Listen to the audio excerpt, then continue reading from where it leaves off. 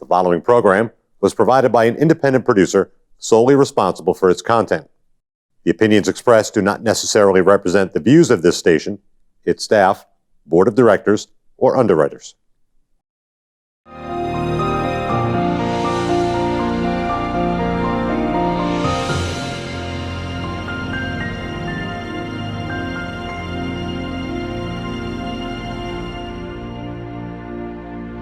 Hello, and help me welcome a former representative in Concord, Steve Negron.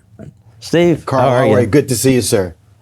How are you doing with the politics around here nowadays? It's still kind of crazy. It is very crazy, Carl. You know, after we had lost our second bid to unseat Ann Custer last November, took some time, did some things around the house. You know, as we were talking before we came on air, you know, I walked past a squeaky chair for like 4 years. And so now the squeaky chair is fixed. I cleaned out my garage. I did all these things around the house that, you know, had been put on hold. And just really looked back and was very proud of what we did and how well we did against a four-term incumbent. And now very active in our own city, Nashua Republican City Committee, and doing some things. I'm not going away. Okay. You know, we've got a lot of experience and a lot of information that we would love to partake and impart with other people. So we're here. This is my city, so I'm not going anywhere. And you know how to fit in wherever you go. Absolutely. I remember as a first-year rep up there, you did a hell of a lot of things that people much more your senior never get around to. Well, it's funny, you know, when I was doing some WMER interviews, they were surprised that I'd been a one-term representative, but that's just it's my nature of getting involved. I latch onto myself. I mean, you were very helpful as a mentor for me in the House, and look at those things, part of the beer caucus that's out there. I mean, you learn more by listening, you know, and realizing where you can help. And so, tremendous time, lifelong friends that I've established, and you know, I wasn't really too much involved in politics prior to 2016, but it's now in my blood, you know. So I'm going to do everything I can to make Nashua a great conservative city, and anything I can do at the state and federal level. Well, you got plenty of opportunity here in the city. But anyway, what do you think's the most important issue here in the city or in the state? Sure. I think right now that we're seeing in our city that there's been a lot of broken promises from the current administration. I think that there's a lot of sleight of hand that's happening, and whether it's things like, you know, how are we doing some things to lower our property taxes, you know, what really is happening with this performing arts center, you know, when we were told that these were the benchmarks and the metrics that had to be met, and none of them were met. And so I think there's a lot of people that think that there might be some good ideas out there, but I think the people of Nashua just want to be spoken to honestly. Let us know what's happening. We're big boys and girls. You know, we'll do what we need to do. We'll vote the way we think we need to. But let us be part and parcel to some of the decision making. Bring us on board. And I think that you're going to see these next couple of election cycles that the current administration has done some things that I think has angered some of the citizens of the city of Nashua. There's been a lot of things that's been going on. You see a lot of active groups that are out there that are doing, you know, whether it's challenging some of the things at the Board of Education, whether it's doing some of the things about some of the assessments when it comes. So you're finding people are now realizing that they do have a voice. And I think a lot of people that run in those circles of politics forget one important thing is that they work for the people of the city that they serve. And I think that once you lose that understanding, that basic tenet of what you do, I think that some of the individuals are going to get up and start making their voices heard. So I think you're going to see a lot of things change here over the next 18 to 24 months, and I'm going to be right in the middle of it. Oh, good. I mean, I'd like to see some things do change, because we haven't changed much from this head-on of, oh, we're going to do this, we're going to do that, and never mentioning how we're going to pay for it. I know. You know, this is, and we see it at the federal level too. Yeah. You know, that was one thing that I always, even when the previous administration, President Trump was in, you know, he did a lot of great things. But one of the things that I think that we didn't attack as strong as we did is debt reduction. I was a big fiscal hawk, both in 18 and 20 when I was the Republican nominee for Congress. And I think it goes all the way down even to the towns and cities and hamlets. You know, and now you look at our country right now, and we're just spending ourselves into oblivion. And you know, I was afraid in 18. I was even more afraid in 20, and I'm deathly fearful now about what's happening with all these projects and programs and these grandiose ideas at the federal level. And at the end of the day, somebody's going to have to pay the bill. And just because it doesn't hurt your pocketbook to us right now, we need to be good stewards of money, whether it's at the federal, state, or the local level. And I think that Nashua being the second largest city in this great state of New Hampshire, we have to be able to be fiscally responsible, and we cannot be spending. There are ways to do some things by less spending means low taxes, Right. We're very conscientious of that. And I think we've been spending money more than we should. And I think we need to tighten our belts and realize that we all have a fiscal responsibility, not only to ourselves, but to the city. Well, on the federal level, I think the way they're explaining it away, it makes no sense to me, but people are eating it up that we can spend trillions of dollars Right. and just print the money and it'll get around to but a lot of that's so true, Carl. A lot of these people haven't lived through a recession. Right.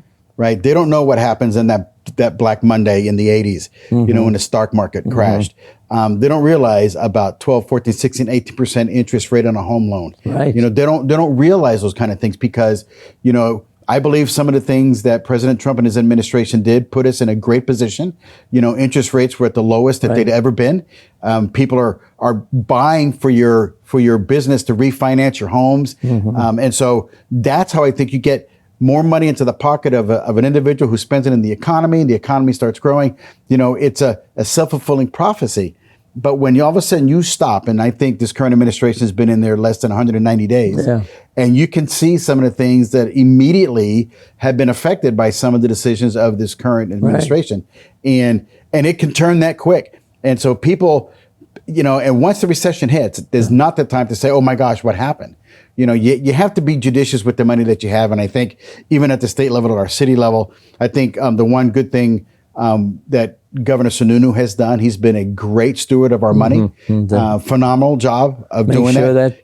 a balanced budget. Absolutely. There are a lot of people that may not agree with him on some of the other things that he's doing, me included.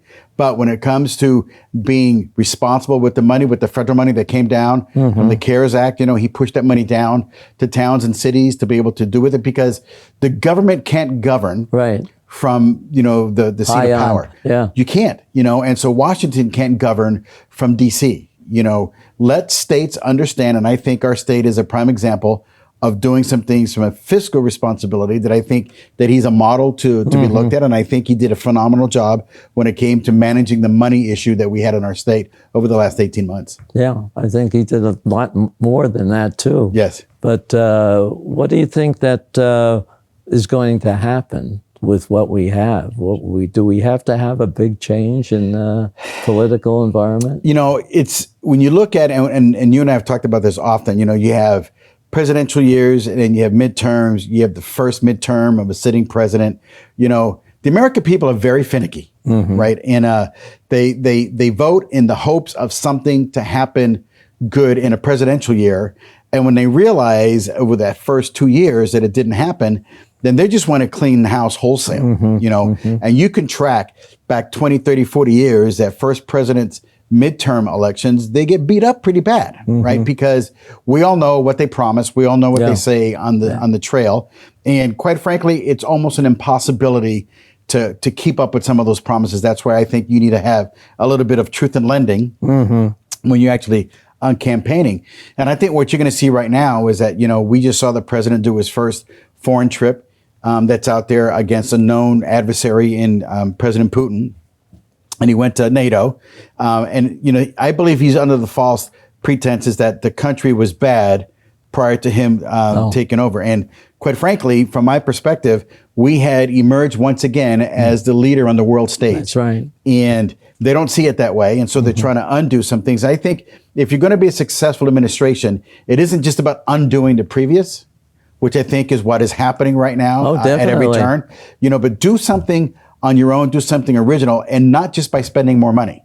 And I think that's what he's saying. And then even people in his party are angry with him because he's not going as far left as some of the people would want him to. So I think that there's going to be a change. I think that we're going to win back the House in 22. I really do. There's such a slim margin of a majority there. I think Speaker Pelosi is on tenuous grounds.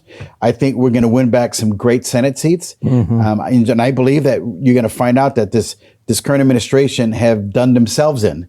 But some of the things, look what's happening on the southern border. The day before and the day after is such a stark contrast. We didn't have any and I mean any of these problems at the southern border with the policies that were in place. He comes in, he erases them all, and all of a sudden now, here we are. And the border's closed. And right. And don't come. And then we have a sitting vice president who tells people don't come. Yeah. When you know, as Republicans, as conservatives, we've always said, come. Yeah. Right. There's a way to do this. We're a land of laws. There's a right way to do it, and let's follow the law. We've never once said, don't come.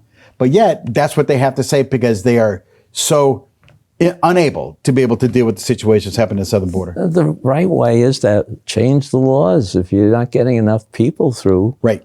You know, just change the quotas and stuff like that. You can do it. It's there. Right. We've done it before. Sure we have. Why you don't do it now? Right. You know, you can do everything, but you do it by the laws. Absolutely. And the same people that come over here. Yep. How many people are they catching that are rapists and child molesters and all sorts of things? Right. Down there. I watch. I watch Fox. Yeah. But I also watch MSNBC and I watch CNN, only because when I come to a decision, Carl, is because I've gathered as much information from as many sources as possible.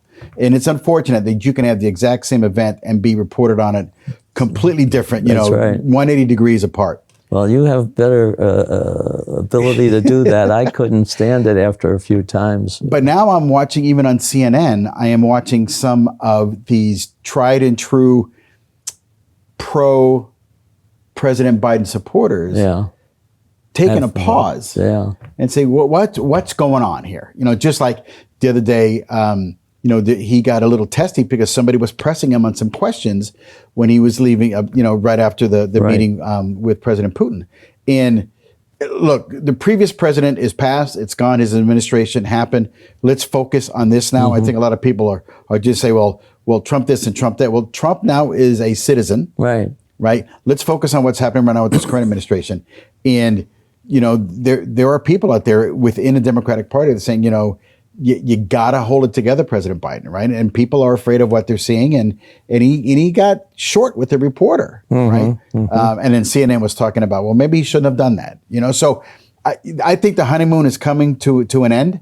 I think there's an expectation of this administration to do some things. They have the House, and they have the tiebreaker in the Senate with Vice President Harris. But I don't think that they're seeing those things happening as quick. And, gas prices are up. We've got this unstable southern border. We've got these situations where we've got these ransomware issues where they shut down pipelines in our country, but yet he lifts sanctions against the Russians to be able to build their pipeline. I mean, so people are saying what is going on. And I think that there's going to be a time here in short order that they're going to say, maybe it isn't, the man behind the curtain we thought that was there. Well, we have some of those problems here in Nashua. Yes. We have such a, one-party system. How do we get a mixture, where we have some discussion, some changes, because what's happening now is just running up our debt. Right. One of the things I've always said is that, you can have disagreement and dialogue is good. Nobody has the right answer all the time. And General Patton famously said, I won't tell somebody to do something. I'll tell them what I need done, and they'll surprise you on what they do to get it done. So, it all seems that our city is just one-sided with this voice. I think that we need to realize that there needs to be a balance, because and I'm never a big fan of having the House and the Senate and the presidency, because sometimes that's not a good thing. There was a purpose why our founding fathers set up this ability. There's a lower house and an upper house to be able to have checks and balances, right? And if you don't have those, then I think you can quickly get yourself into a situation where I think we're seeing our city is in right now. We have at state rep level, we have 26 out of the 27 have a fundamental different viewpoint than maybe you and I do. And I think that kind of voice from Nashua, and there's a significant amount of people that would like to have their voices heard in Concord. So, there's no use crying over spilt milk. We need to look ourselves in the mirror and say, okay, if you don't like what's happening, you can't just sit and be a keyboard warrior and just start complaining about it. You got to get off your duff. You got to get active. You got to get out there, and you got to figure out what it is you do. Because if you don't, then you really have abdicated your right to be able to sit there and criticize, right? There's been a lot of people that have entered the ring and have been unsuccessful, but I applaud them because at least they're trying to do something. And I think that right now in our National Republican City Committee, we're doing some things that are I think new since I've started getting involved. You've probably seen a lot longer, that we're getting more energy into the city. And so I think we realize now that nobody's going to hand it to us. Right. You know, you have to go out there and fight for what you believe in. And you may not win it the first time or the second time or the third time, but I can guarantee what, if you're not fighting, you're never going to win. And so I'm really excited about where we're at within the city and at every board. You know, we should be trying to put people on there to have a voice. And even if it's just a counter voice so that there's a balance, you know, because if all you're hearing is one side, then you're in an echo chamber and you never get to really have a great dialogue about some differences of opinion. Well, I've been to one or two of the meetings too, and you don't hear any discussion. Everything sort of goes through, maybe one or two questions, but that's the question just to clarify something, not to change something. Right. And I was just wondering, you know, I've never felt that term limits were good because you'd like to have experience in there. And that is good, but having a lot of experience that's one side is not very good. Right. I think if, and I'm a term limit believer, and I also I signed the term limit pledge in both years that I ran, or both times that I ran, is that you term limit, but don't have this massive turnover all at once. Right, right. Have it staggered. Right. So that you at least have some, we call them graybeards, that have had some experience in there. Because a lot of it is really just understanding the mechanics of how the process works, whether it's an aldermanic meeting in the aldermanic chambers, whether it's a Board of Ed meeting, whether it's a commissioner, fire commissioner meeting, or police commissioner. So, you know, you can't just have a brand new wholesale group of people because half the meeting is going to understand what am I supposed to be doing. So maybe term limits is something that, you know, we'll look at our city charter, see what's out there. Maybe we look at a referendum to change some things, but, you know, that takes some work. Right. It takes some work, and it takes some people talking, dialoguing about what it is, having people from both sides, and independents as well, to say, you know, at the end of the day, everybody benefits when the city prospers. Right. Not just one side or the other. Everybody, and it goes both ways. When the city's not doing well, then everybody is hurt by it. So there should be an inherent belief that we want to move the city forward in a way that's positive for everybody. That doesn't mean that everybody's going to get everything all the time, because that's just unrealistic. But if we agree on things 80% of the time, then, you know, President Reagan famously said, if we agree together 80%, you know, then you're not my enemy. Right. But we, even at the city level, and then you look at, you know, the makeup of the aldermanic chamber is almost identical and mirrored the makeup of the state representatives that are out there. And so a lot of them serve both. A lot of them serve both, you know, and so, you know, kudos to them for being able to win both. But we need to look ourselves, okay, you know what, does that really allow good dialogue? Can an aldermanic meeting really look and go and request some help from a state representative when you're one and the same? You know, so I think there's going to be some things out there, Carl. I'm really excited about it, and I'm really looking forward to the next 18 months and what we're going to do here in the city. Well, there might be something coming up in this next local election where the police commissioner deal, the mayor wants to be able to appoint it, and somebody wants to put it out for election. Well, we have elections for the fire department. We have it for the public works commissioner. Why can't we have it for the? Or because it's currently elected. You know, my wife and I were talking about that this morning. The police. The police is appointed. Right. If we're doing the same for the others, I agree with you. It should be the same, because I think when you get to a position of power, and there are some people that may be beholden to you, I think that there could be on the surface some belief that, you know, are you really acting as an independent entity, right? Because at the end of the day, when the smoke clears, the truth of the matter is you got into that position because you were appointed by the mayor.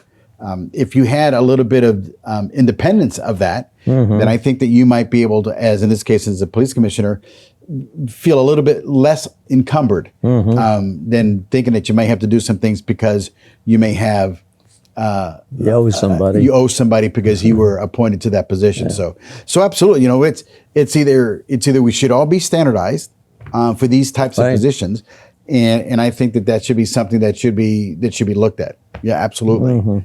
Yeah. Well, we got to get you in there then. It's I have now lived here in Nashua 32 years, and it is over half my life. And as you know, being a military guy, I moved all over. And being a military dependent, we moved all over. And just today we're driving north and around Nashua today with my best friend, and who moved here from New York, by the way. And he goes, I wish I would have moved here sooner. Like, it's a great place. It's a lot different. It is a lot different from New York. Well, and he always says, he goes, look how many New York plates are on Route 3 or going up 93, because a lot of people from New York are they selling have a house up here or something. and then moving up here, and that's great, and we welcome you, but don't bring some of those New York style beliefs, ideas to the great state of Nashua, because you can look at your state, and your state is different than ours. I think our makeup is unique in the fact that we truly are a standout and a beacon, specifically in the Northeast.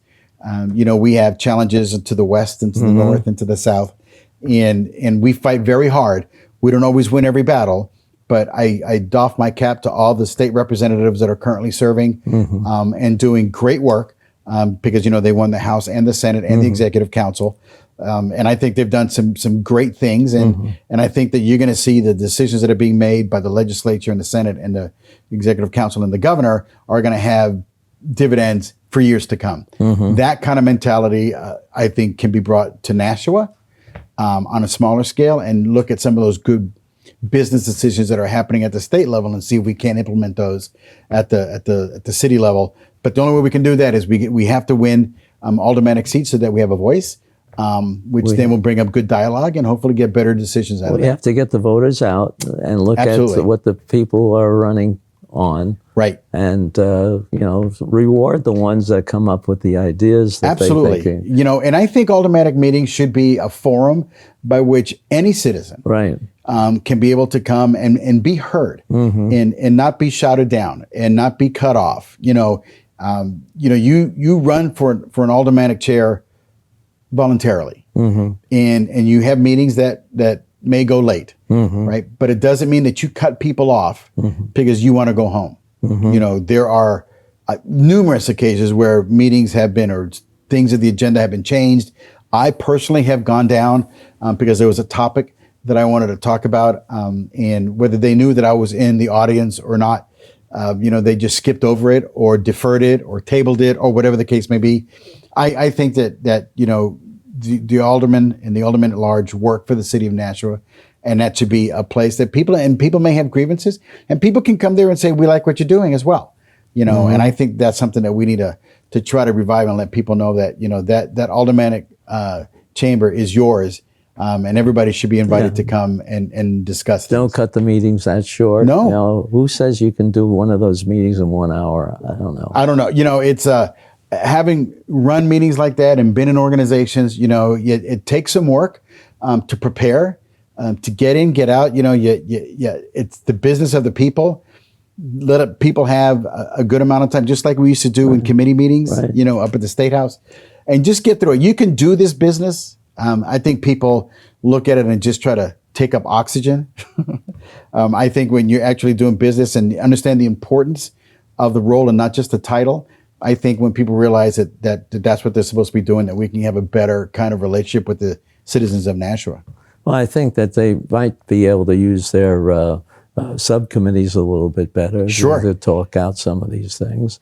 I don't think people know how much goes on up in Concord that way. Right. We had subcommittee meetings. I know when we had our big 2010 election, where we got 22 representatives up there, we started looking at where all these fines were looking at, where the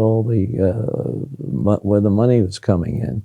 And we held a lot of meetings separately that people were welcome to come to, and they're not always very populated, but we had the people that were being hurt by laws. And it was mostly the small people that had no money to fight back. Right. And we changed a lot of things as far as where you could get your money. I mean, it's not right to have a department who's running on a somewhat thin budget have the ability to find people and keep the money. Right. Not going back into the whole state kitty. That's right. And we changed that around. And I think that, and you're able to do those kind of things, Carl, when you listen, because a lot of times we would write legislation and laws would get passed, and sometimes there's unintended consequences, and we don't necessarily know because we don't have a crystal ball when we were up there in the State House. But once legislation's passed, and we find, because we have constituents that are telling us, why is this happening, and we were not aware of that, then I think it's our responsibility to modify that law so that it's as good as it possibly can be. But the only way we're able to do that is to have an open ear and an open policy to be able to come and let, good, bad, or indifferent. I'm a representative when I was for Ward 5 for everybody. Yeah. And if I'm doing good, tell me. If I'm doing bad for whatever reason, let me know too. When I was a scout leader, we used to tell the kids that feedback is a gift. You may not like it, but at least it's there. And you need to be aware. Don't let it fester. That's right. Try to do bad news something never about gets it. better with time. How about that? Yeah. Well, we got to have you back again. Oh, absolutely. There's a young lady I think we should bring on the show. Right. She's a high school student at Nashua South. Good. Very involved in politics, and I think she would absolutely love to get a perspective from her point of view as a young woman that's grown up here in Nashua, that's could be a senior next year. I think those are the kind of things that I'd love to have it. Absolutely, we'll see. We can get her. Absolutely, and we'll see about doing that next year. You got it. Absolutely, you betcha. Okay, all right, thank Carl, you very much. You bet. The preceding program was provided by an independent producer solely responsible for its content. The opinions expressed do not necessarily represent the views of this station, its staff, board of directors, or underwriters.